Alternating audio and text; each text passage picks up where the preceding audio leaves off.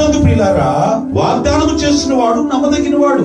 వాగ్దానం పొందుకోవలసినటువంటి నీవు నమ్మదగినదిగా ఉన్నావా? నమ్మదగినటువంటి మనిషిగా ఉన్నావో లేదో నేను నీకు చెక్ చేసుకోవాలి. అబ్రహాము వాగ్దానం ఊరికినే ఎవరిని పొందుకోలేదు. అబ్రహాము వాగ్దానము ప్రియులారా, దేవుని వాగ్దానం ఎప్పుడైతే తీసుకున్నాడో దేవుని వాగ్దానముకు అనుగుణముగా ఆయన యందు భయభక్తులు కలిగినట్లుగా జీవించాడు. ఇబ్బందులు కలిగాయి. అబ్రహాము జీవితంలో దేవుడు నీ జనమును అద్భుతంగా దీవిస్తానని వాగ్దానం చేసినటువంటి దేవుడు చాలా సంవత్సరాలు వాగ్దానం చేసినటువంటి దేవుడే పిల్లల్ని ఇవ్వలా.